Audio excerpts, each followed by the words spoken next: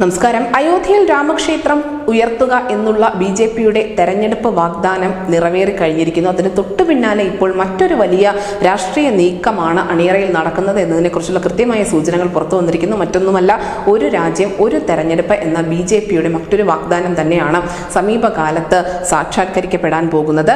നിലവിൽ ലോക്സഭാ തെരഞ്ഞെടുപ്പും നിയമസഭാ തെരഞ്ഞെടുപ്പിനുമൊപ്പം തദ്ദേശ തെരഞ്ഞെടുപ്പ് കൂടി ഒന്നിച്ചാക്കുക എന്ന ഒരു നിർദ്ദേശം പ്രായോഗികമല്ല എന്ന് തെരഞ്ഞെടുപ്പ് കമ്മീഷൻ അറിയിച്ചിരിക്കുന്നു. അങ്ങനെയാണ് അവരത് വിലയിരുത്തിയിരിക്കുന്നത്. പകരം ഒരേ വർഷം തന്നെ എല്ലാ വോട്ടെടുപ്പും പൂർത്തിയാക്കാനുള്ള ശുപാർശ നിലവിൽ നൽകുന്നുണ്ട്. ഇലക്ഷൻ കമ്മീഷൻ ഇത്തരത്തിലുള്ള ശുപാർശ നൽകാനാണ് കമ്മിറ്റി തീരുമാനിച്ചിരിക്കുന്നത്. ലോക്സഭാ നിയമസഭാ തെരഞ്ഞെടുപ്പിന് പൊതു വോട്ടർ പട്ടിക എന്നുള്ള ഒരു ശുപാർശ കൂടി നൽകുന്നുണ്ട്. ഒരു ഘട്ടമായി ലോക്സഭാ നിയമസഭാ തെരഞ്ഞെടുപ്പുകളും അതേ വർഷം തന്നെ മറ്റൊരു ഘട്ടമായി തദ്ദേശ സ്വയംഭരണ തെരഞ്ഞെടുപ്പ് നടത്താമെന്ന ശുപാർശ നിയമ കമ്മീഷൻ സർക്കാരിന് സമർപ്പിക്കുമെന്നാണ് കമ്മീഷനുമായി അടുത്ത വൃത്തങ്ങൾ നൽകുന്ന സൂചന.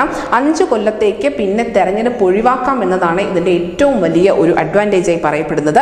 തെരഞ്ഞെടുപ്പ് ഘട്ടങ്ങൾ ഓരോ സംസ്ഥാനത്തെയും ഇതിനനുസരിച്ച് ക്രമീകരിക്കേണ്ടതുണ്ട്. എന്തായാലും ലോക്സഭാ നിയമസഭാ തെരഞ്ഞെടുപ്പുകൾക്കായി പൊതു വോട്ടർ പട്ടിക നടപ്പാക്കണമെന്ന ശുപാർശയും ഉൾക്കൊള്ളിച്ചിട്ടുണ്ട് എന്ന് തന്നെയാണ് വിവരം. റിപ്പോർട്ട് സമർപ്പിക്കുന്നതിന് മുൻപ് നിയമ കമ്മീഷൻ അംഗങ്ങളുടെ യോഗം ഈ ആഴ്ച തന്നെ ചേരുന്നുമുണ്ട്.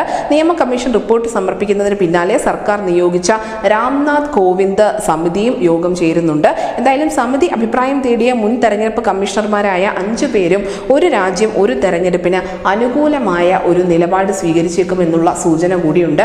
അങ്ങനെയാണെങ്കിൽ അത് ബി.ജെ.പി എന്ന പാർട്ടിയുടെ കിരീടത്തിലേക്ക് മറ്റൊരു പൊൻതൂവൽ കൂടി ചേർക്കുന്നതിന് തുല്യമായിരിക്കും. News desk news day Malayalam.